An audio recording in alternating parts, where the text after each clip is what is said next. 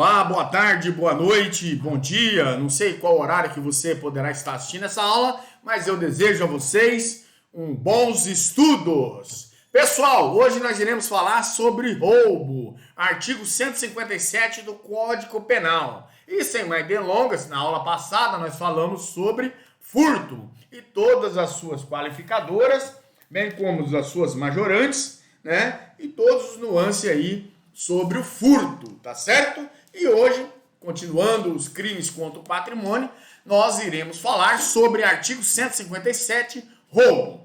Por razões, né, na sua estrutura do tipo penal, por razões exclusivamente didáticas, estudaremos inicialmente o roubo próprio, tá certo?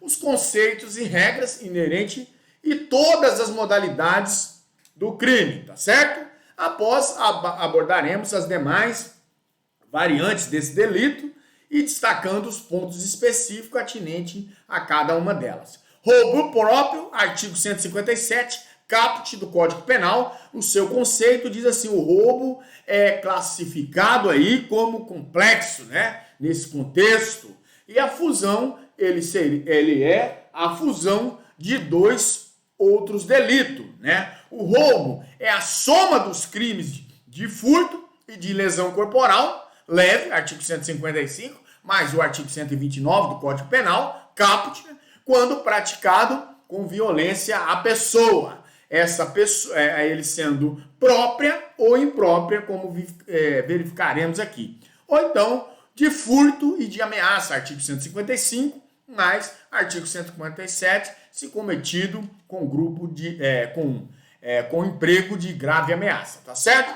Quanto à sua objetividade jurídica, senhores, nós vamos verificar que o roubo é também definido como um crime pluriobjetivo, né?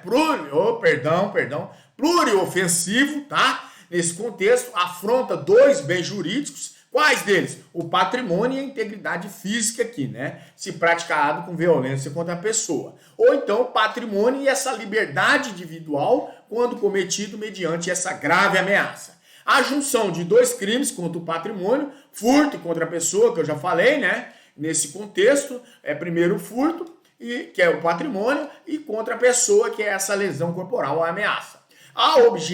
Esse objeto material nesse contexto é o quê? É essa coisa alheia móvel, tá? Mas também é objeto material a pessoa humana contra quem endereça a violência ou também essa grave ameaça, tá?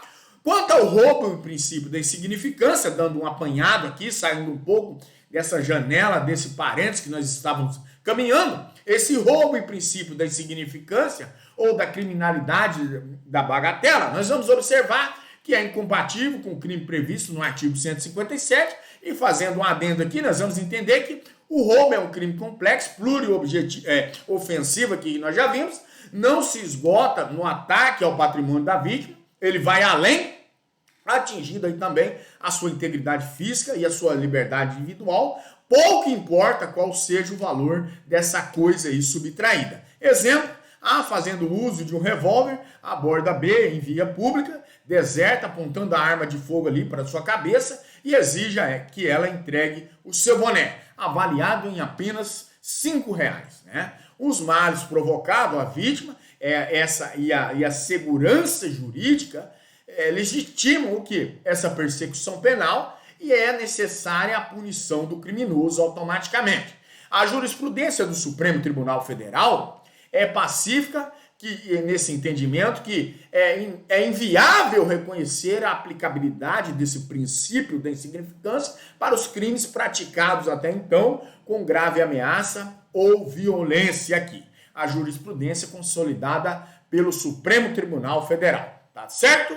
Roubo privilegiado é inadmissível a extensão do privilégio do furto, tá? Delineado lá no artigo 155, parágrafo 2º do Código Penal, ao crime de roubo. Não é correto sustentar, por analogia em Malamparte, tá? Em Bonamparte, tá certo? O privilégio somente é cabível nas hipóteses previstas pelo legislador, seja qual for o crime, tá? A apropriação indébita no estelionato e na receptação, nós vamos verificar que ela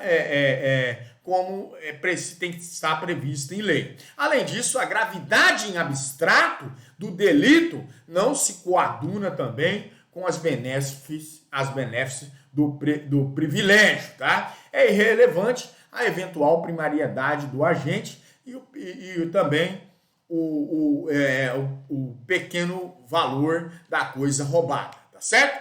Aproveitando todos esses nuances, é conveniente nós falarmos também sobre o roubo e o crime impossível. Diz respeito aqui à caracterização ou não do crime impossível, por impropriedade absoluta do objeto, esse objeto material. Exemplo, A aponta uma faca para B, exigindo a entrega de dinheiro, né? A age em vão, e uma vez que a vítima não trazia consigo nenhum objeto de valor. Para César Roberto Bittencourt, esse doutrinador, ele diz que não há crime impossível. Deve responder por tentativa de roubo. A inexistência de objeto material em poder da vítima não vai descaracterizar essa figura típica. O roubo é uma modalidade de crime complexo. A violência ou a grave ameaça constitui o início de uma execução. Para Kleber Masson, vem na tangente e discorda dessa situação. Se não há patrimônio em face dessa impropriedade absoluta do meio, né, do objeto material, tá? Do meio não, do objeto material, não se pode falar em roubo. E o agente deve responder pelos atos ali efetivamente praticados, o crime de ameaça lá do artigo 147. Roubo e coisa comum, né? Nesse contexto, o artigo 156 do crime de furto de coisa comum, isto é, a subtração de condômino, cordeiros ou sócio ou da coisa em comum. Lá nós já vimos essa aula, né? No roubo, nada dispôs, né, nesse contexto, e a indagação no silêncio da lei há de concluir que ela deixa impune o fato.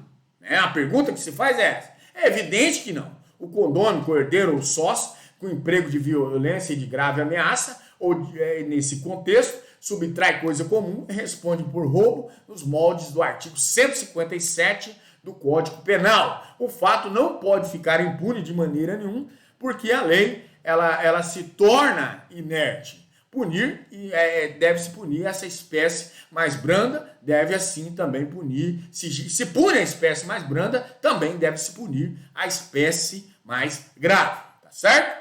O núcleo do tipo é subtrair, que equivale a retirar a coisa de alguém, invertendo o polo da posse e do bem, tá? Significa apoderar-se da coisa móvel da vítima para, sem a sua permissão, sem a sua permissa, tirá-la da sua esfera de violência com o ânimo de tirá-la em definitivo para si ou para outra. Quanto ao núcleo, né, portanto, os crimes ligados a esse cenário, os crimes de furto e de roubo também são idênticos. Mas o roubo, ao contrário do furto, a subtração se reveste de maior gravidade em decorrência dos seus meios de execução. Tais meios de execução vão consistir onde? Na grave ameaça, na violência à pessoa e qualquer meio que também reduza a vítima à impossibilidade de resistência. No roubo próprio, o constrangimento à vítima é mediante grave ameaça ou violência, coisa própria ou imprópria. Encerrada essa subtração, a utilização de grave ameaça e violência própria, a pessoa configurará o delito do roubo impróprio do artigo 157, parágrafo 1º. Para um melhor aprendizado, né, analisaremos aí separadamente os meios de execução do crime de roubo. A grave ameaça, a primeira delas, a grave ameaça é também chamada de violência moral ou aviso compulsiva, na promessa desse mal grave, tá? Iminente ou verossímil, e exteriorizar por palavras, né, gestos simbólicos, símbolos, utilização de objetos em geral ou qualquer outro modo, outro meio que venha a revelar a intenção desse agente aí a subjugar a vítima. O potencial intimidatório deve ser aferido no caso concreto, tá? Que fique bem latente isso, porque circunstâncias ligadas à prática do crime, tais como ou sexo, as condições físicas do agente, da vítima, o local e o horário do delito, entre outras. Trata de um crime de alma na sua análise e na iminente subjetiva. O que é ridículo para uma pessoa pode constituir para outra uma grave ameaça, né? A grave ameaça deve estar indispensavelmente ligada a uma subtração patrimonial nesse contexto. O roubo é crime de forma livre, resulta em relevante conclusão a seara da grave ameaça, não é preciso na execução do delito seja anunciado esse mal a ser praticado pelo agente. Por exemplo, imaginemos duas hipóteses, duas situações. Um jovem é forte, se aproxima de uma mulher idosa e doente com a voz assustadora, ele diz: faça-me, por favor, a gentileza de entregar a sua bolsa. E aí, o outro exemplo, em um homem vestido com uma jaqueta, coloca a mão sob as vestes, saca-lhe uma arma de fogo e pede à vítima para lhe dar o seu relógio. Ambos os exemplos aqui, não foi verbalizado a promessa desse mal-estar, essa iminente, essa verossímil. Não há dúvida de que tal mal foi notado pela vítima e delineado, e o resultado bem delineado, onde? Nessa grave ameaça. O porte simulado de arma configura a grave ameaça. Exemplo, o sujeito coloca a mão em uma mochila, fingindo segurar um revólver, dizendo à vítima para lhe entregar os seus objetos, senão irá atirar contra ela. O emprego de arma com defeito, desmuniciada ou de brinquedo, autoriza o reconhecimento dessa grave ameaça para foder a vida desses caras, A ineficácia do meio de execução, a sua utilização é capaz de intimidar a vítima. O crime é de roubo e não de furto nessas circunstâncias, e a discussão é relativa à possibilidade ou impossibilidade dessa arma defeituosa, desmuniciada ou de brinquedo, funcionar como causa de aumento de pena. Será minuciosamente enfrentada no momento mais oportuno, tá? A conclusão acerca da configuração da grave ameaça como elementar do roubo, emprego de arma com defeito, desmuniciado ou de brinquedo, não vincula a discussão. A incidência da causa de aumento de pena do artigo 157, parágrafo 2º B, seria o quê?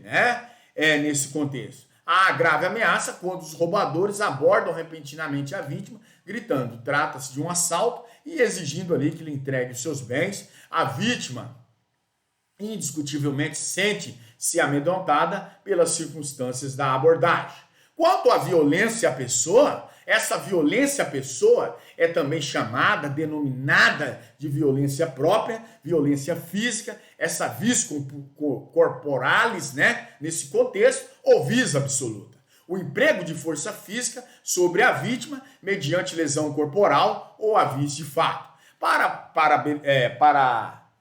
paralisar aqui ou dificultar os seus movimentos, impedindo a sua defesa. O exemplo em seus exemplos, entre outros aí, socos, pauladas, pontapés, facadas, golpes com instrumentos contundentes e disparos de arma de fogo. A violência deve ser empregada contra a pessoa que pode ser o titular desse objeto material. Exemplo, o dono do relógio. Exemplo, o estagiário de um escritório de advocacia que leva lá ao banco o dinheiro de um cliente para depositar em juízo.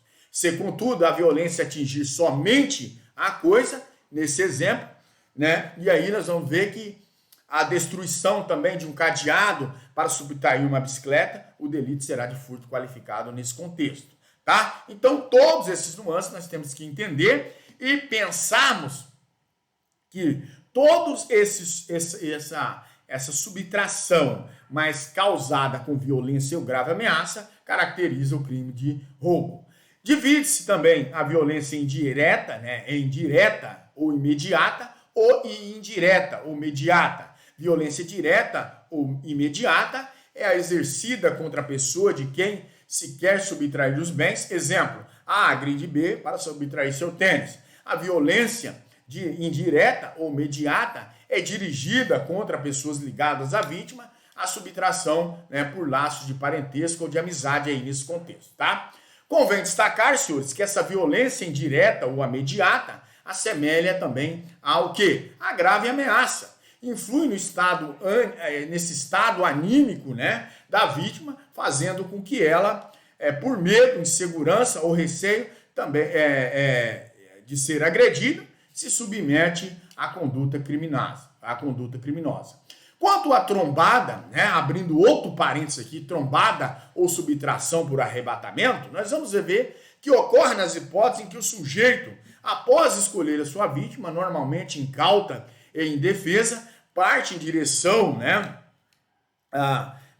em direção a ela, né, com ela se trombando, momento em que rapidamente subtrai um ou mais bens que trazia consigo.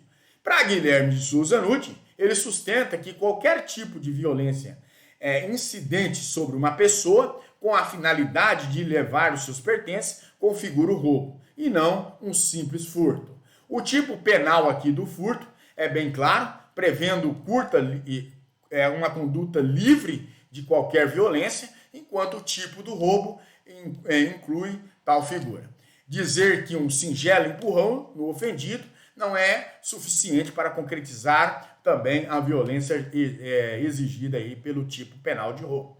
O entendimento contrário, Rogério Greco, ele defende a tipificação do roubo, do furto, no contexto da trombada, a finalidade do agente ao esbarrar na vítima, visando arrebatar-lhe os bens, não é intimidá-la para levar ao efeito subtração. Ao contrário, o que ocorre com o crime de roubo. Para Kleber Masson, ele prefere um meio termo, a subtração mediante arrebatamento, porque pode caracterizar tanto o furto bem como o roubo. Se o contato físico contra a vítima tiver o propósito único de distraí-la sem a capacidade de machucá-la, o crime será de furto. Se, entretanto, essa trombada for preponderantemente dirigir a vítima, essa pessoa, provocando-lhe lesão corporal ou vias de fato, com a intenção de eliminar ou reduzir a sua defesa, o crime será de roubo. Entendimento que filia o Superior Tribunal de Justiça, tá? No recurso especial, tendo em vista a vítima agredida e derrubada durante subtração, inclusive com o comprometimento de uma integridade física, causando-lhe ali a lesão corporal, o delito é classificado como roubo e não como furto simples. Subtração de bem preso ao corpo, né? E aí? É diferente da trombada, pois nesta aqui há o emprego da força física contra o corpo. Na subtração de bem preso ao corpo, a vítima, esse golpe do agente atinge diretamente o objeto subtraído e o seu legítimo proprietário ou possuidor, que é alcançado aí reflexivamente. Quando o objeto subtrai uma corrente de ouro puxando do pescoço do ofendido, segundo o Superior Tribunal de Justiça, o crime é de roubo. Entendimento aí no sentido de quando o arrebatamento de coisa presa ao corpo da vítima compromete, né, ou ameaça a integridade física, configura via de fato, caracteriza-se aí até então o roubo, né, sendo vedada a desclassificação para o crime de furto. Qualquer meio que reduza a vítima à impossibilidade de resistência, chamada de violência imprópria ou meio subrepetício, né, qualquer meio que reduza a vítima à impossibilidade de resistência, nas lições insuperáveis do nosso saudoso Nelson Hungria. Aos meios violentos e equiparados, todo aquele pelo qual o agente, embora sem o emprego de força ou incutimento de medo, consegue privar a vítima o poder de agir, narcotizando, né, a soníferos ou de simulantes aí, hipnotizando, induzindo a ingerir bebida alcoólica até a embriaguez. Qualquer meio, ardilosamente ou repentinamente, né, essa violência imprópria, drogar a vítima ou embriagá-la, usar soníferos, é o famoso Boa Noite Cinderela ou também a hipnose. A regra geral é clara e não deixa margem de dúvida. Por qualquer meio, agora, se houvesse uma inversão, se a própria vítima se põe em situação na qual pode se defender embriagando-se por completo e vem a ser subtraída, o crime será de furto e jamais de roubo, certo? Quanto ao sujeito ativo, pode ser qualquer pessoa, é um crime comum, salvo o proprietário do bem, pois a lei fala de coisa alheia, essa coisa alheia. O sujeito passivo é o proprietário ou possuidor da coisa móvel, bem como qualquer outra pessoa que seja atingida pela violência ou pela grave ameaça. Exemplo, A agride B, esse office boy de uma empresa, dele subtraindo os valores que estavam em sua pasta, que seriam utilizados para o pagamento de funcionários da empregadora. Né? O crime tem duas vítimas. Quem é a primeira? A empresa e relativamente ao patrimônio. E o office boy no tocante à sua integridade física. Em alguns casos, a titularidade dos bens agredidos pela conduta criminosa reúne-se em uma só pessoa. Exemplo, A aponta uma arma de fogo para B e subtrai o seu relógio. Quanto ao elemento subjetivo, é o dolo, também um especial fim de agir, que é o elemento subjetivo específico, representado pela expressão para si ou para outrem, e ao fim de quê? De assenhoramento definitivo da coisa. É irrelevante o motivo do crime, não se admite a modalidade culposa, tá? Nessa questão. E aí, nós abrimos outro parênteses. E quanto ao roubo de uso? Essa é uma hipótese em que a subtração é praticada para assegurar a utilização transitória de um bem, com devolução posterior dessa coisa no estado em que se encontra, né? No estado e no local em que se encontrava. Exemplo, A, desejando praticar uma extorsão mediante sequestro contra B, emprega violência contra C e se apodera do seu automóvel, foge com o bem e logo após a privação da liberdade de B e a sua colocação em cativeiro restitui o veículo a C. A ausência do ânimo de assenhoramento definitivo conduz à atipicidade do fato. Há o crime de roubo nesse contexto, né? Há duas posições sobre o assunto. A primeira delas, há o crime de roubo. O sujeito, né? Nesse contexto, a primeira, há o crime de roubo e o sujeito, para roubar, é levado a usar a violência ou a grave ameaça contra essa pessoa. A vítima tem a imediata ciência da sua conduta e que o seu bem foi subtraído. Ainda que possa não existir a intenção de ficar com a coisa, definitivamente, consumou-se o delito. O roubo é um crime complexo, nós já vimos, né? E há outro ou outros bens jurídicos protegidos. Em síntese, não se pode falar em roubo de uso, né? E o Superior Tribunal de Justiça também se filia a esse entendimento. É típica a conduta denominada roubo de uso. É um delito complexo que possui como objetividade tanto o patrimônio como a integridade física e a liberdade do indivíduo. Uma segunda posição diz que não há crime de roubo, admite-se, pois, a figura do roubo de uso, respondendo o agente tão só por constrangimento ilegal, artigo 146, a argumentação trazida aí por Rogério Greco, se houver a violência na subtração, não atua com a vontade de ter a coisa para si ou para terceiros, mas tão somente de usá-la por um período curto de tempo a fim de devolvê-lo em seguida.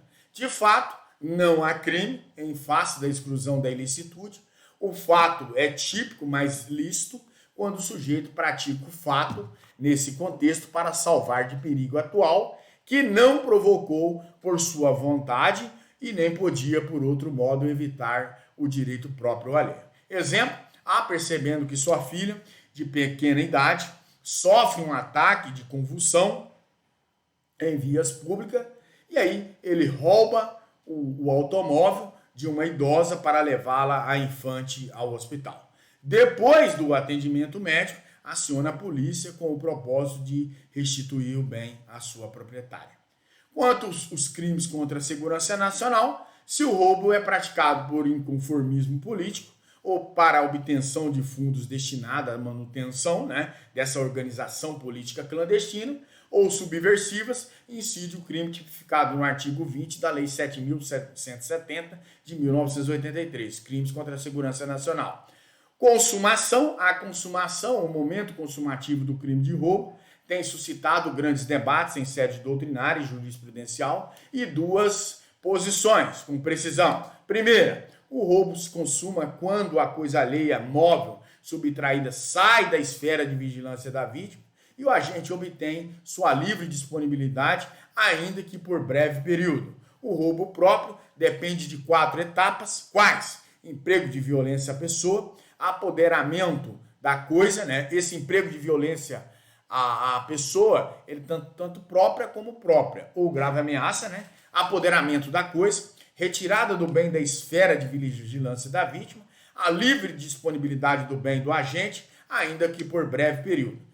Posição sempre teve o apoio da doutrina tradicional, é preciso a retirada da esfera da vigilância do ofendido. Uma segunda posição que diz que a consumação do roubo independe da retirada da coisa da esfera da vigilância da vítima. Bastando apenas aqui, né? Bastando que cesse a ameaça, a grave ameaça ou a violência. Entendimento do Supremo Tribunal Federal. É também o posicionamento do Superior Tribunal de Justiça. Para essa posição, são suficientes 2 etapas. Para a consumação do roubo próprio, o emprego da violência à pessoa, própria ou imprópria, ou grave ameaça, e o apoderamento da coisa com a cessação do constrangimento ao ofendido. 2 observações devem ser pontuadas no crime de roubo, independentemente da teoria adequada adotada acerca do seu momento. A destruição ou perda do bem subtraído. O roubo estará consumado quando o agente destrói a coisa ou dela se desfaz. Todas essas hipóteses, efetivamente, diminuição patrimonial, aperfeiçoando o delito tipificado pelo artigo 157. Quanto à prisão em flagrante e um dos seus roubadores e fuga do seu comparsa com o seu bem subtraído. Nesse caso, o crime estará consumado para todos os envolvidos em sua prática, tanto para o agente preso em flagrante, como também para aquele que fugiu na posse do bem. De fato, se há um só crime para a pluralidade de agentes e tudo se responde por ele. A tentativa ela é possível quando, em qualquer que seja a posição acolhida em relação ao momento consumativo do roubo.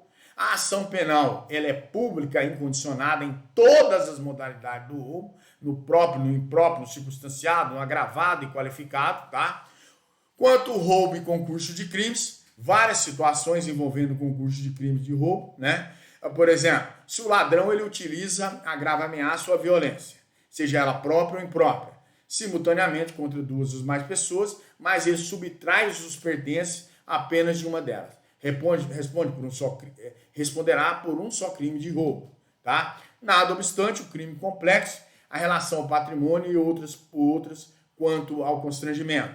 Se o sujeito, no mesmo contexto fático, emprega grave ameaça ou violência, própria ou imprópria, contra 2 ou mais pessoas e subtrai bens pertences e todas elas, né? E elas serão imputados tanto os roubos, bem quantos forem os patrimônios lesados, né? Quanto ao concurso formal impróprio ou imperfeito, artigo 70, parágrafo caput, parágrafo 2º, parte, né? É o exemplo típico, que é o ladrão que se ingressa em um ônibus, anuncia o assalto em voz alta e subtrai todos os bens ali de diversos passageiros. Há uma única conduta e vários resultados. Se o agente emprega grave ameaça ou a violência própria ou imprópria contra uma só pessoa, subtraindo bens aí de seus titulares, diversas que estavam em seu poder. Exemplo, abordar a secretaria de um médico e a subtração de seu relógio e de dinheiro do seu patrão.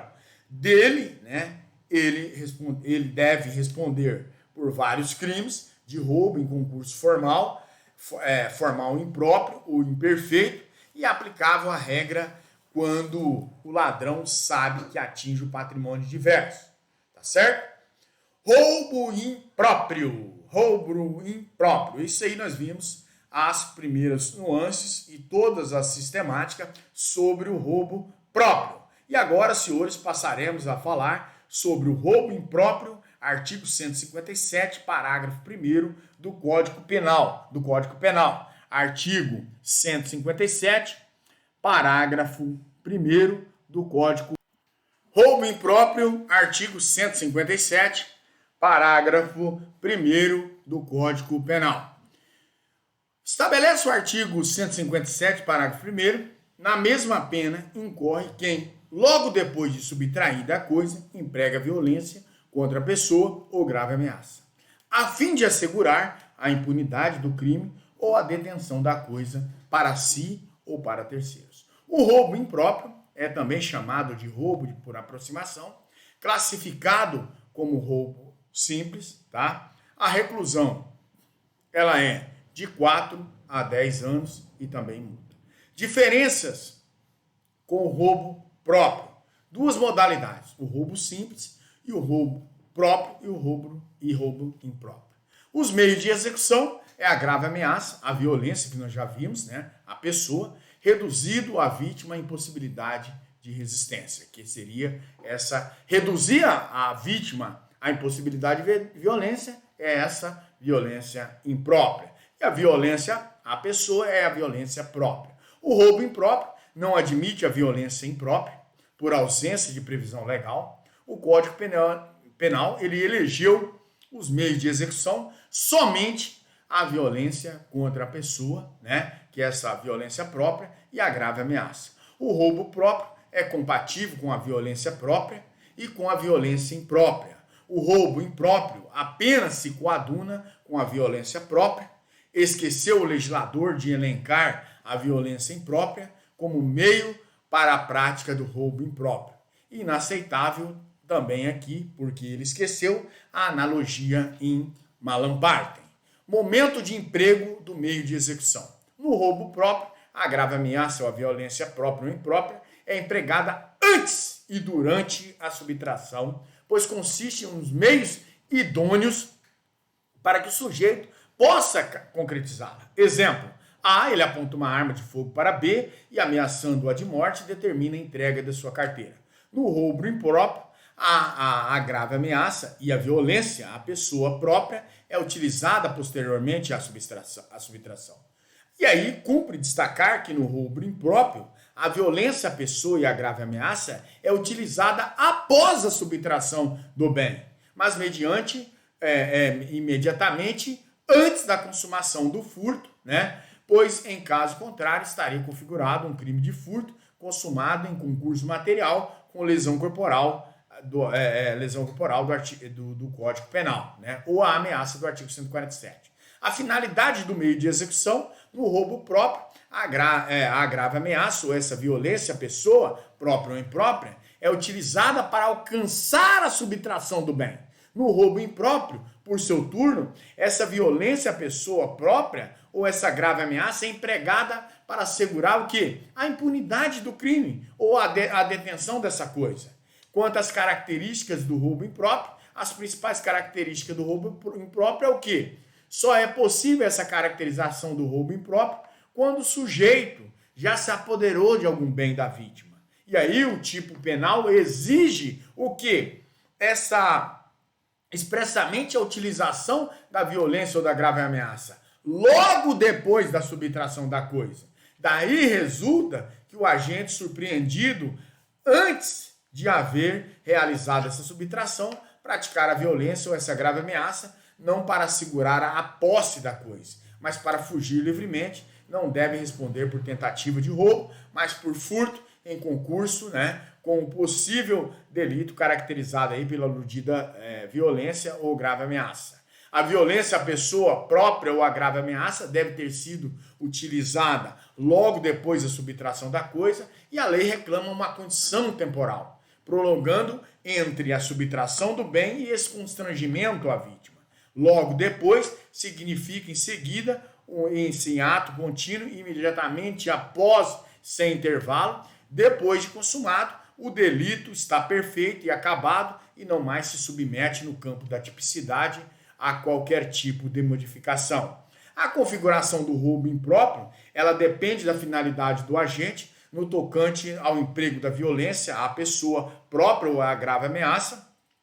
É imprescindível o propósito de assegurar essa impunidade do crime ou da detenção da coisa para si ou para terceiro, tá? E aí um exemplo, ingressa em uma residência desconhecida, né, para praticar um furto, durante a execução do delito, percebe ao olhar para uma fotografia que ali mora um antigo desafeto seu. Dirige-se ao quarto do seu inimigo e o agride, provocando-lhe diversos ferimentos. Então estaria caracterizado aí o crime de roubo nesse questionamento. A consumação. O roubo impróprio, ele consuma-se quando? Quando o agente ele utiliza a violência à pessoa, né, ou a grave ameaça, não tendo aí, que não tenha êxito em sua finalidade de assegurar a impunidade do crime ou da detenção da coisa ali subtraída. Né? O Superior Tribunal de Justiça, no artigo 157, parágrafo 1º, né, ele consuma-se no momento em que a violência é empregada, uma vez que esta é posterior à subtração da coisa. E aí cuida-se de um concurso, um crime, né, de um crime formal automaticamente. A tentativa, o cabimento da tentativa de roubo impróprio, há duas hipóteses. Primeira posição, não é possível, e a segunda posição, que é cabível a tentativa.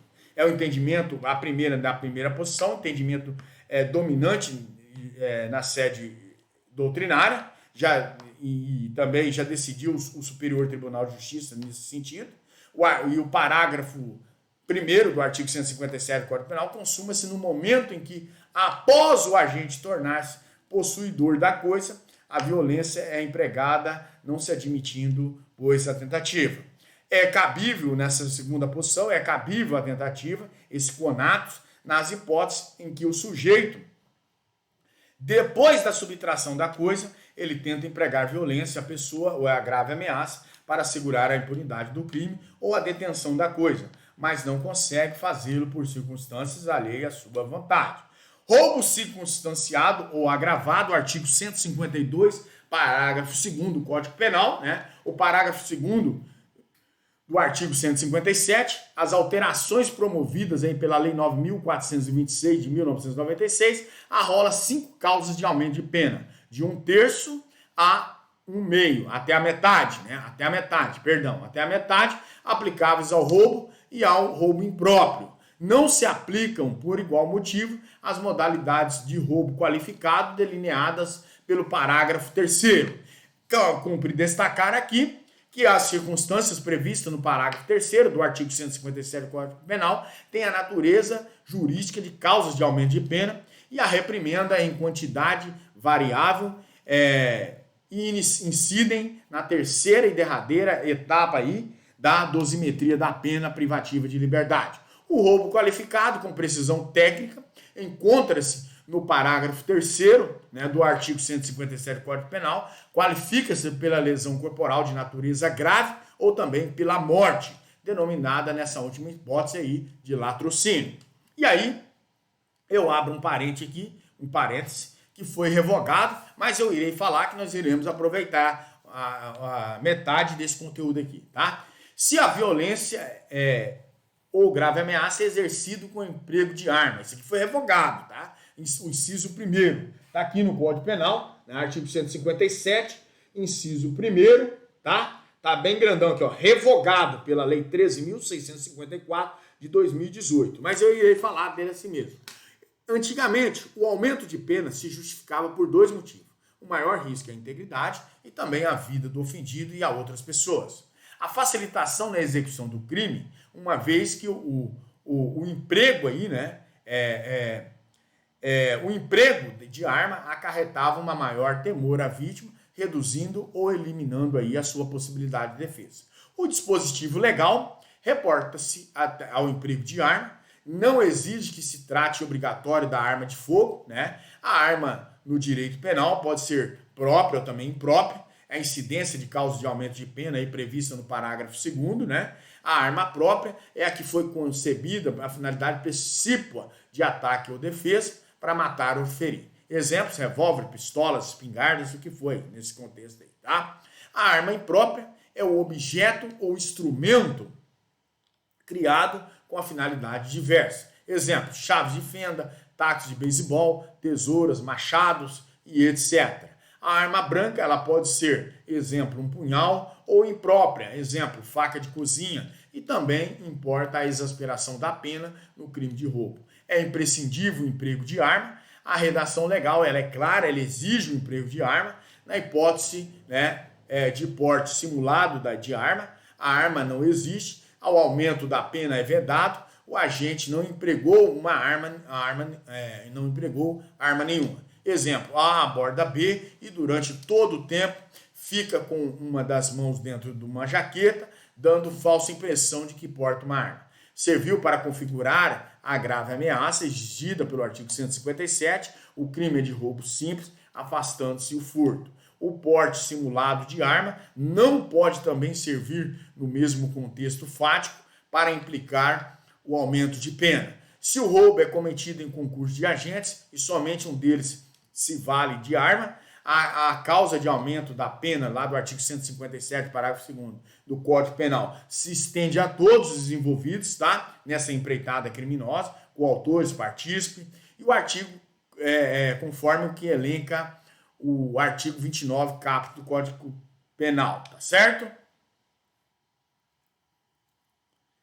Se um deles, o crime é de roubo, né? Circunstanciado pelo emprego de arma, para todos os demais também será, tá? Necessidade ou desnecessidade da arma periciada, eu abro outro parênteses aqui, tá? Apreendida e periciada a arma, discute a apreensão e a consequência da perícia da arma, é imprescindível para a incidência da causa de aumento de pena. O entendimento do plenário do Supremo Tribunal Federal é no sentido de ser desnecessário, para fins de aplicação da causa de aumento de pena, prevista no artigo 157, parágrafo 2º, inciso 1º do Código Penal. A apreensão da arma e a sua respectiva perícia, o emprego da arma e o seu potencial lesivo, provado por outros meios, tais como declarações da vítima, depoimentos testemunhais, assim por diante, tá?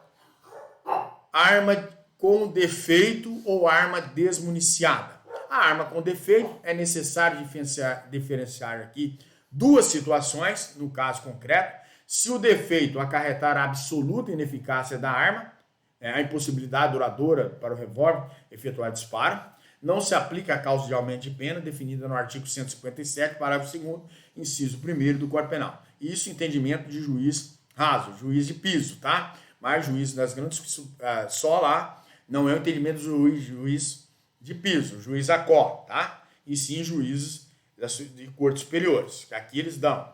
Entretanto, se o vício importar apenas da ineficácia relativa à arma, entendimento a favor da incidência da causa de pena, consagrado pelo Superior Tribunal de Justiça. A majorante do artigo 157 do Código Penal não é aplicável à arma, a arma utilizada e apreendida e periciada se a sua inaptidão para a produção de disparos é constatada. O dispositivo buscou punir essa maior gravidade ao rigor o indivíduo que empregar o artefato apto a lesar a integridade física do ofendido, representado um perigo real. A utilização de arma de fogo que não tenha potencial lesivo afasta a mencionada majorante, mas não a grave ameaça. Constitui elemento do tipo de roubo, né, nesse contexto, na sua forma simples. A arma desmuniciada constitui-se em meio relativamente ineficaz,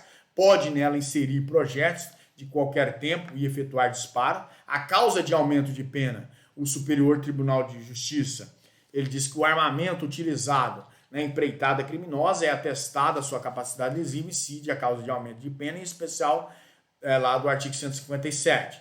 Entendimento do Superior Tribunal de Justiça, que já pronunciou diversos entendimentos, tá aí, tanto afastando bem como aplicando, tá certo?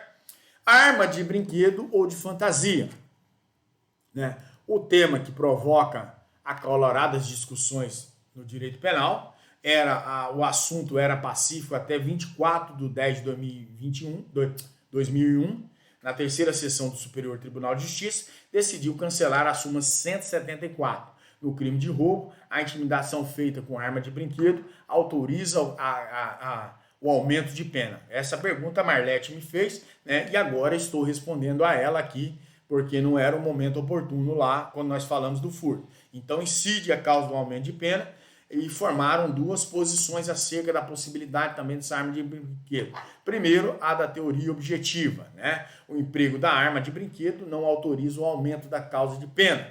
Há roubo e não furto. Isto é inquestionável. Os seguidores desta linha de raciocínio sustentam não ser possível simultaneamente a utilização de arma de brinquedo com elementar do roubo e causa de aumento de pena, sob pena de configuração de quê? Do bis in idem. Com efeito, a arma de brinquedo nada mais é do que um brinquedo e não uma arma no sentido do termo. É uma arma finta, né? Não tem potencialidade lesiva, revelando-se incapaz aí para prejudicar a integridade física ou a da vítima. A lei não fala em objeto capaz de intimidar, mas especificadamente em arma. Impede admitir, por analogia em Malam Parte, qualquer objeto que seja arma.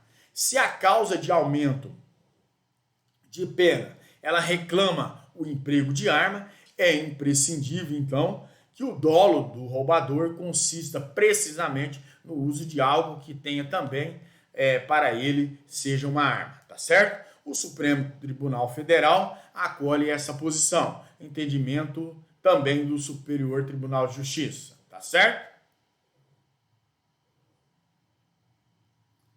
Emprego de arma de brinquedo e ausência de perícia. A jurisprudência inclina a dispensabilidade da apreensão e perícia, tá? Para autorizar a incidência da causa de aumento de pena. Nós vimos que o STF e o STJ posiciona pela inadmissibilidade do aumento da pena do roubo com o emprego da arma de brinquedo. Duas orientações pretorianas, né, nesse caso, é possível no caso concreto, não obstante, se afirma a jurisprudência do STF e do STF, o aumento de pena do roubo em decorrência do emprego de arma de brinquedo, né, nesse contexto, a resposta aqui seria positiva. É simples, em princípio, a utilização da arma de brinquedo ali nesse contexto, né? E aí não caracterizaria, né, a causa de aumento de pena prevista lá do artigo 157, inciso 1 do Código Penal, tá certo? O emprego de arma de fogo e estatuto de desarmamento. Se o roubo é praticado com emprego de arma e o agente não tem autorização para portá-lo, é um crime autônomo, porte ilegal de arma de fogo, né, de uso permitido ou de uso restrito, nos termos do artigo 14 e 16 da Lei 10.826.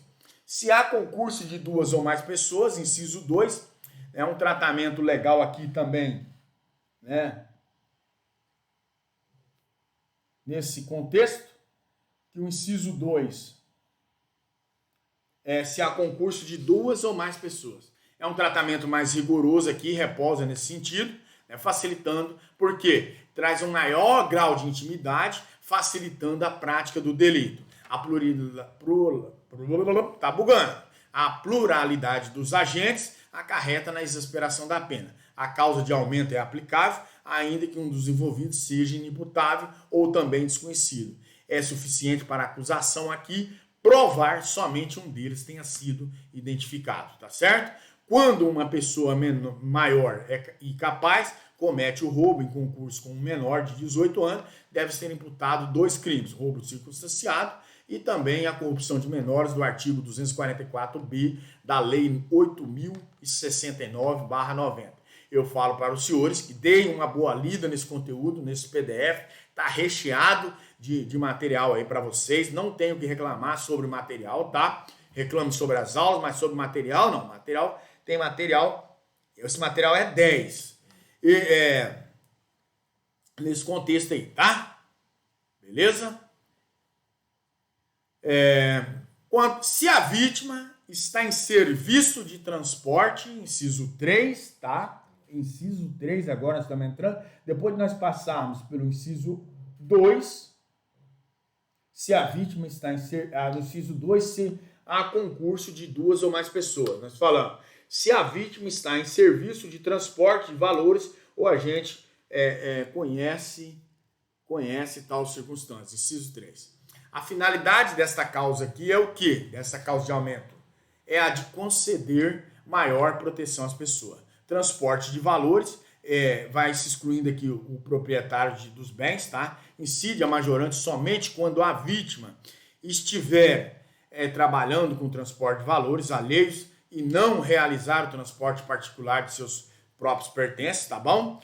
Crime, né, é um crime de dupla subjetividade passiva, tá? Duas vítimas, o titular dos valores atingido pela subtração e a pessoa que presta o serviço de transporte de valores. Transporte de valores pode ser realizado por dever de ofício, tá? Ou mesmo acidentalmente. Não há diferença se os valores são transportados de uma localidade para outra ou da mesma localidade. Os valores podem ser representados por dinheiro, como também por qualquer outro bem de cunho econômico. Exemplos: pedras preciosas, títulos ao portador e cargas valiosas em geral. Entendimento sacramentado aí até então pelo Superior Tribunal de Justiça. Incide também a majorante prevista no inciso 3º do parágrafo 2º do artigo 157, tá? Quando pratica o roubo ciente que as vítimas são funcionários de empresas brasileiras de Correio e Telégrafo. O inciso 3º do parágrafo 2º do artigo 157 disciplina que a pena aumenta de 1/3 até a metade se a vítima está em serviço de transporte de valores e o agente conhece tal circunstância.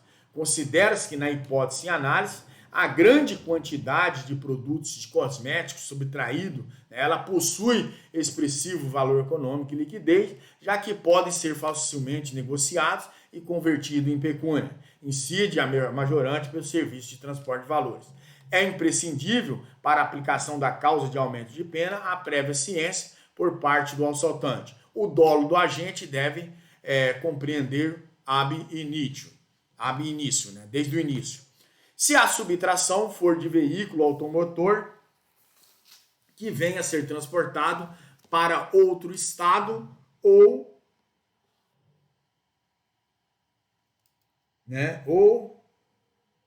para outro estado ou para o exterior. Inciso 4.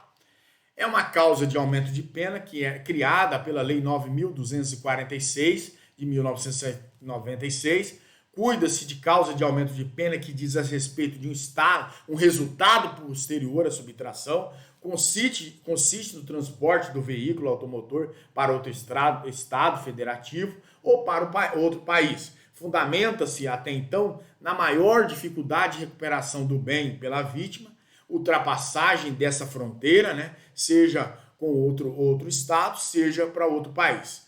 A aplicação de aumento de pena aqui, né, reclama 2 requisitos cumulativos.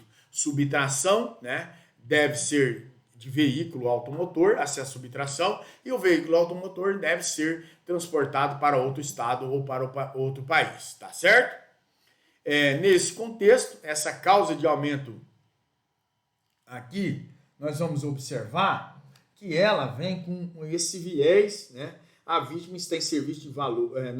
Se a subtração for de veículo automotor que venha a ser transportado para outro estado ou para outro país, tá? Se a vítima mantém em seu poder restringindo-se a liberdade, o inciso 5, né? Agora, se a vítima, eu falei dos valores, né? Se a vítima mantém a vítima, se o agente mantém a vítima em seu poder, restringindo-lhe a liberdade. Trata-se mais de uma causa de aumento de pena, introduzida pelo artigo 157, parágrafo 2º, pela Lei 9.246, de 1966. A sua finalidade é tornar mais grave a reprimenda. O agente mantém a vítima em seu poder, restringindo a sua liberdade. O ofendido é atacado em seu direito de locomoção e fica à mercê do assaltante. A lei utiliza o verbo manter. A restrição da liberdade deve perdurar por tempo juridicamente relevante, tá?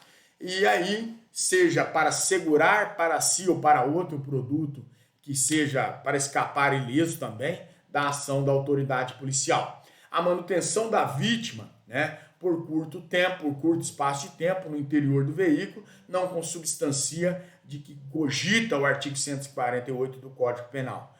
A falta a autonomia indispensável que é a caracterização do crime, pois a vítima do agente ela é direcionada não em si mesma, a restrição da liberdade, mas a subtração do veículo, né, de veículo sem risco de uma perseguição quase que imediata, ou seja, ao êxito do roubo. Quanto à pluralidade de causas de aumento, o legislador preveu 5 causas de aumento de pena para o roubo. Qual é o montante dessa exasperação da pena quando o delito contém 2 ou mais majorantes? O exemplo da hipótese em que o roubo é praticado em concurso de pessoas e com o emprego de arma, nesse contexto. A primeira posição admite 5 percentuais diversos para a agravação da pena. Na indagação óbvia, são 5 causas de aumento de pena. A elevação é de 1/3 até a máxima da metade. Logo, uma majorante exaspera a reprimenda de 1/3, ao passo que todas ou as 5 aumentam até a metade. A segunda turma deu parcial provimento ao recurso ordinário em habeas corpus para determinar ao juízo de origem que afastasse esse bis idem, e sem o uso da tabela para estipular a majorante aí da pena, procedesse a nova desometria sem prejuízo à condenação parcial. Asseverou que a jurisprudência do STF não admitiria de modo algum, de modo geral, que fosse estabelecida frações categóricas, a pena em sua função aí, a qualificadora e outros motivos. A segunda posição sustenta 3 percentuais diversos para o aumento de 1/3, 2/5 até a metade, estabelece a segunda linha de pensamento. Antes do advento da Lei 9.426 de 96, existiam 3 causas de aumento de pena, do artigo 157, e desde aquela época a exasperação da reprimenda já variava entre 1/3 até a metade. O cálculo era simples, o número de causas de aumento era percentual causa de aumento, tá? Primeiro 1/3, segundo 2/5 e o terceiro até a metade. Com a edição do novo diploma geral, foram criadas 2 causas de aumento de pena, há 2 incisos, o inciso 4 e o inciso 5, tá? Nesse contexto. Destarte o raciocínio a ser aplicado, atualmente é o que existia antes da entrada em vigor da Lei 9.426 de 96, e na raríssima hipótese de incidirem simultaneamente, a 4 ou 5 causas de aumento de pena. No crime de roubo. A segunda posição é a preferida do Ministério Público, tanto do âmbito da União, bem como do campo dos estados. Também convém utilizá-la em concurso que esperam também do candidato uma posição mais rígida, como é o caso da Polícia Federal e da Polícia Civil. Roubo circunstanciado e regime prisional para o inciso de cumprimento de pena, nesse contexto,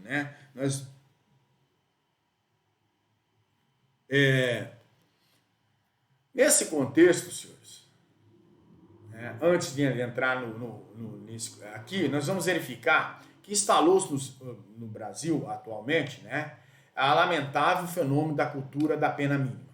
Dificilmente, portanto, a pena privativa de liberdade imposta a um condenado não reincidente pela prática de roubo circunstanciado, ela ultrapassa os 8 anos, nesse contexto. Destaque, o regime legal pertinente é o que? É o semiaberto nos moldes do artigo 33, parágrafo 2º do Código Penal. Nada obstante, é possível a fixação do regime prisional fechado ao roubo circunstanciado, desde que presente uma fundamentação idônea, especialmente no tocante às circunstâncias judiciais desfavoráveis. Trata-se de fato objetivamente grave que fomenta a insegurança no convívio social,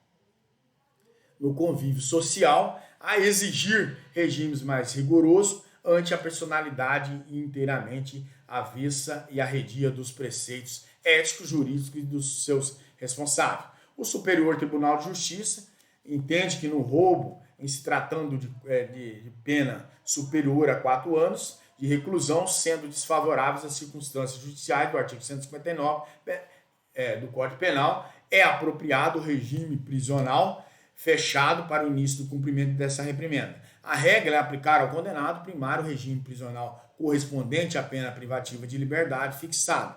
A opinião do julgador nesse contexto sobre a gravidade em abstrato do crime não constitui motivação idônea para a imposição do regime mais severo do que o permitido segundo a pena aplicada.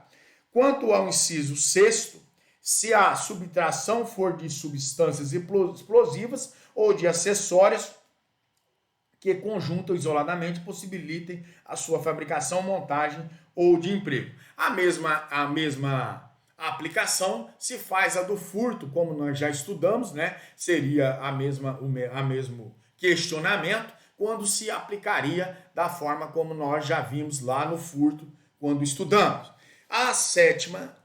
O sétimo inciso fala se a violência ou grave ameaça é exercida com emprego de arma branca. Ao Código Penal, visando, né? Essa foi uma alteração trazida pela Lei 13.964, que até então não tinha. Fala só da arma, que seria essa arma de fogo. O que o legislador trouxe, resolveu fazer, foi colocar a aplicação da lei, com a Lei 13.964, para que pudessem abarcar todo o emprego de arma, né? Inclusive agora a arma branca, que é faca, objetos pontiagudos parecidos com faca, incluísse aqui nesse cenário até então. E aí a pena é aumentada de 2/3 nesse contexto aqui, se a violência ou grave ameaça é exercida com emprego de arma de fogo, né? E também o parágrafo 2º A, né? A pena é aumentada de 2/3 se o emprego é exercida a arma de fogo, por isso que eu aproveitei aquele conteúdo, foi revogado em um momento e passou para outro momento, a qual nós aproveitamos agora. E ainda se a destruição ou rompimento de obstáculo mediante o emprego de explosivo ou de artefatos análogos ou que cause perigo comum. Aqui, mais uma vez, também aproveitamos o conteúdo extraído lá que nós vimos no furto, né? É igualmente aplicado, só que de uma forma diferenciada, onde a pena aqui também é aumentada. Essa foi um acrescentado aqui pela Lei 13.654, de 23/4 de 2018, né, conforme o inciso 6º, né, que foi pela 13.654 também, tá bom? Quanto ao parágrafo 2º, se a violência ou grave ameaça é exercida com o emprego de arma de fogo, de uso restrito, proibido, aplica-se em dobro a pena ou caput do Código Penal. Então, o que é a arma proibida ou restrita? Seria a arma das Forças Armadas, né? Essas armas de grosso calibre, trazidas aí, agora tem também uma punição para essas pessoas que usam armas, arma de fogo restrita ou proibida, tá certo? Essa alteração foi trazida pela Lei 13.964. Agora vai demandar, nós temos que debruçar o maior apreço, que é pelo roubo qualificado, artigo 157, parágrafo 3º, né, do Código Penal. E aí fala se da violência resulta lesão corporal grave, a pena é de reclusão de 7 a 15 anos, né? E aí nós vamos começar a verificar todos os nuances, dos 7 a 18 anos, perdão, tá? Eu falei errado aqui, de 7 a 18 anos, e também se a morte se a morte é a reclusão, né? Se resulta a morte, a pena é de 20 a 30 anos, igual nós verificaremos agora, tá? Se resulta a morte, de reclusão é de 20 a 30 anos, como eu já falei, tá certo? Roubo qualificado, artigo 157, parágrafo 3º do Código Penal. Artigo 157, parágrafo 3º do Código. Então, artigo 157, parágrafo 3º do Código Penal, né? O roubo qualificado apresenta-se sob duas espécies aqui. O roubo qualificado pela lesão corporal grave e o roubo qualificado pela morte, também denominado, que aí todos nós conhecemos, latrocínio. Somente é possível a incidência das qualificadoras quando o resultado agravador emana a violência. O texto legal ele é taxativo, se da violência resulta, né? Resulta que trata-se da violência, a violência física, que não abrange a grave ameaça, essa violência moral. Os ferimentos aqui ou a morte resultaram do emprego da grave ameaça ou da violência imprópria, estará caracterizado com o curso de crimes entre roubo, simples circunstanciado, e a lesão corporal ou homicídio. O resultado agravador dessa lesão corporal ou grave ameaça, lesão corporal grave ou morte, né? Caracterização do roubo qualificado provocado por dolosa ou culposamente. Roubo doloso e lesão corporal grave ou morte a título de culpa. Ou roubo doloso, lesão corporal grave ou morte a título de dose. Em ambos os casos, o roubo qualificado estará consumado e é de consignar que o âmbito do artigo 157 do Código Penal, a utilização das causas de aumento de pena disciplinadas pelo parágrafo 2º é vedada em relação às qualificadoras previstas pelo parágrafo 3º por dois motivos. As qualificadoras já têm a pena elevada em abstrato e é revestida de especial gravidade, e a técnica de elaboração legislativa automaticamente. Eis que a posição, né, em que se encontra as majorantes. Roubo qualificado pela lesão corporal grave, artigo 157, parágrafo 3º, primeira parte.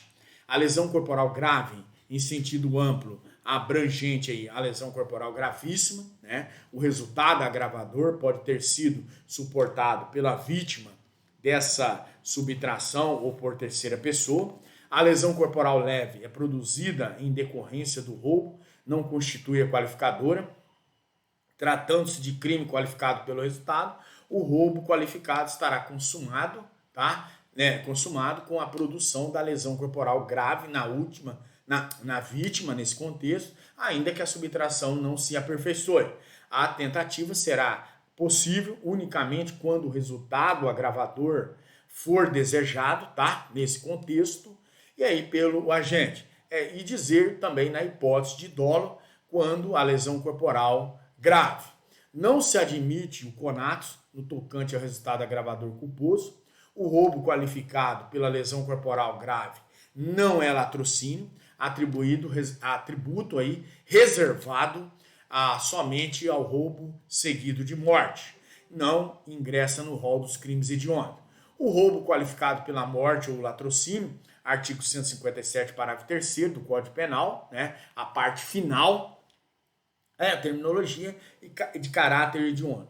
O roubo qualificado pela morte é também denominado de latrocínio e a designar a forma mais grave do roubo, né? Cuida-se de crime complexo, é a fusão dos delitos de roubo, né, o que é o crime fim, e o homicídio, que é esse crime meio, e pluriofensivo, ofende dois bens jurídicos, patrimônio e também a vida humana.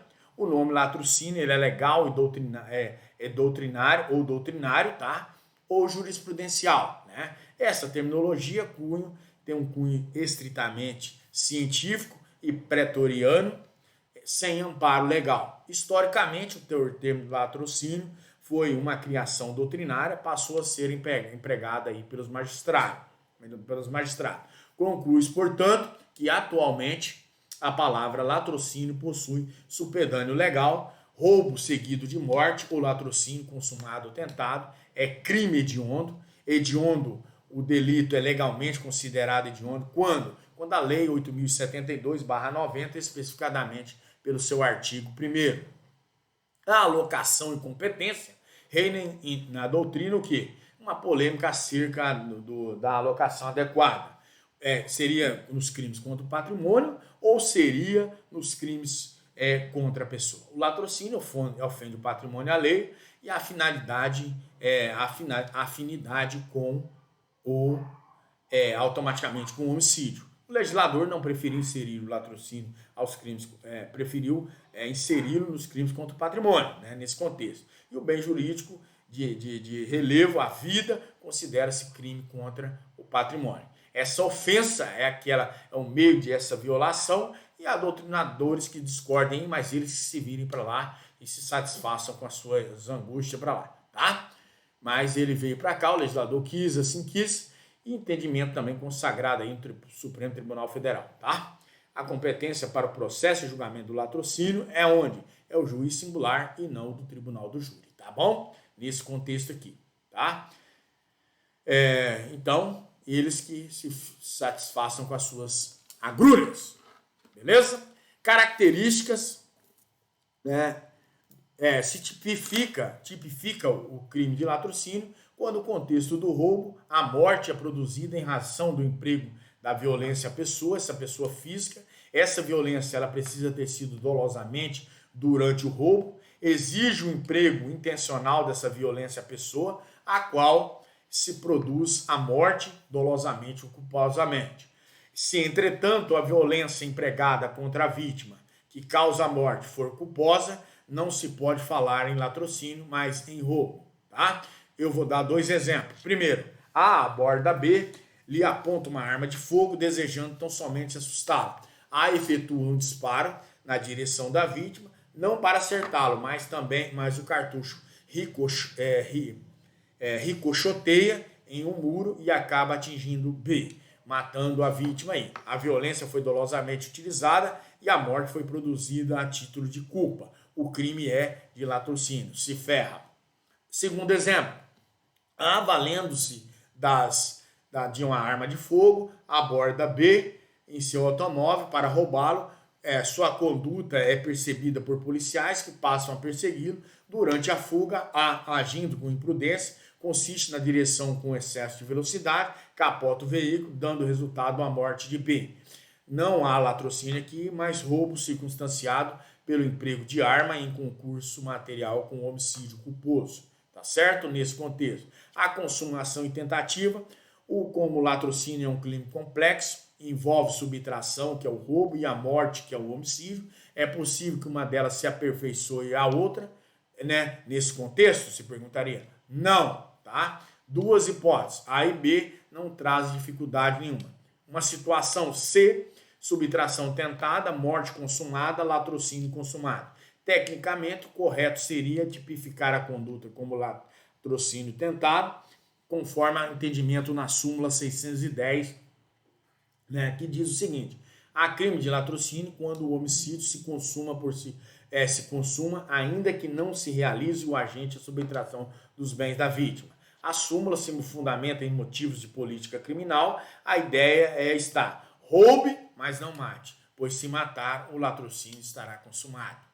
Tá? Nesse contexto. Essa posição se revela possível razão em redação do artigo 157, parágrafo 3º, enfim, do Código Penal, ao estatuir a queda da violência e que resulta a morte, né? Nesse contexto. Uma situação de subtração consumada, morte tentada, mais morte tentada, né? Latrocínio tentado. Majoritariamente, sempre reinou o entendimento doutrinário e jurisprudencial no sentido de que a subtração se consuma, mas a morte, quando desejada ou aceita pelo agente, fica na esfera da tentativa, o crime é de latrocínio tentado e o dolo é direto ou eventual.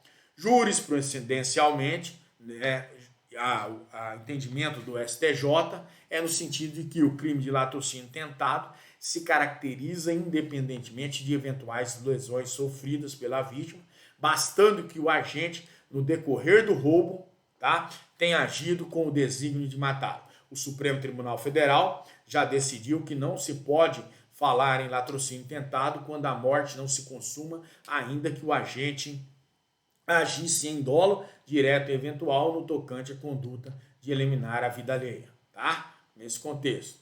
Por exemplo, latrocínio e roubo qualificado pela lesão corporal grave, onde as hipóteses de recorrência. O ladrão emprega a violência querendo matar a vítima, mas não consegue alcançar este resultado. É o crime de tentativa de latrocínio, ainda que a vítima suporte uma lesão corporal de natureza grave. O ladrão, outra hipótese, o ladrão emprega violência com o propósito de provocar na vítima lesão corporal de natureza grave e efetivamente o faz. O crime de roubo qualificado pela lesão corporal grave. O ladrão emprega violência sem intenção de provocar lesão corporal grave na vítima, mas acaba produzindo-a culposamente. O roubo o crime é de roubo qualificado pela lesão corporal grave. O ladrão, uma última hipótese, o ladrão emprega violência com o fim de causar lesão corporal na vítima, lesão corporal grave na vítima, mas não consegue por circunstâncias alheias à sua vontade. O crime é de tentativa de roubo qualificado pela lesão corporal grave. Latrocínio e pluralidade de mortes. Se no contexto de um roubo voltado contra um único patrimônio, duas ou mais pessoas mortais são mortas, né? Há um só crime de latrocínio nesse contexto. Quando um assaltante, exemplificadamente, mata todos os moradores de uma casa para subtrair os bens de lá que se encontram, o Supremo Tribunal Federal tem o entendimento seguinte: a pluralidade de vítimas atingida pela violência no crime de roubo, com resultado morte ou lesão grave, não altera a unidade do crime, devendo essa circunstância ser sopesada na individualização da pena, no caso que seria de 20 a 30 anos aí, tá? Latrocínio e concurso de agentes. Se no contexto, né, praticado em concurso de pessoas, somente uma delas, né, tenha produzido a morte de alguém, a vítima da subtração do patrimônio ou terceiro, o latrocínio consumado deve ser imputado a todos os envolvidos, tá? Nessa empreitada criminosa, como consecutário lógico da adoção da teoria unitária ou monista do artigo 29 do Código Penal, tá? Roubo e latrocínio, concurso material ou crime continuado. Imaginemos a seguinte situação: A, mediante grave ameaça, exercida com emprego de arma de fogo, subtrai pertences à vítima B. Algumas horas depois, A aborda C, apontando-lhe a arma de fogo e exigindo a entrega de seu relógio, né? C reage, entrando em luta corporal com A, o qual efetua um disparo contra a vítima, a matando. Não há dúvida de que foram praticados dois crimes. O roubo, primeiro, né, os crimes circunstanciados, e o segundo é latrocínio. Não basta a caracterização da continuidade delitiva, a tipificação das condutas. Os crimes, para serem igual espécie, devem possuir semelhantes modos de execução, além de apresentarem a mesma estrutura jurídica. O roubo e latrocínio não se confundem. Os requisitos exigidos do artigo 71 caput do Código Penal, não há crime continuado entre roubo e latrocínio. E também o entendimento do Superior Tribunal de Justiça é o seguinte: não é possível reconhecer a continuidade delitiva entre roubo e crimes de roubo e de latrocínio, pois não se trata de delito de mesma espécie, apesar de pertencerem ao mesmo gênero. Latrocínio e o artigo 9 da Lei 8.072 está no rol dos crimes hediondos, né? É o lei dos crimes hediondos nesse contexto, e aí, com efeito, a pena de latrocínio é de 20 a 30 anos, não pode ser diminuída abaixo do mínimo legal, salvo na forma tentada, conforme o artigo 14, inciso 2 e parágrafo único, ou se o sujeito for semi-imputável, artigo 26, parágrafo único do Código, parágrafo único do Código Penal, tá certo? Pessoal, chegamos ao final da nossa aula, vou fazer só uma ressalva aqui, quanto ao crime de latrocínio. Esse crime foi os rapazes, né, que mataram o Gleison, que era o gerente da Cicobi, acho que é da Cicobi mesmo, né, e todos pegaram acima de 20 anos, tá?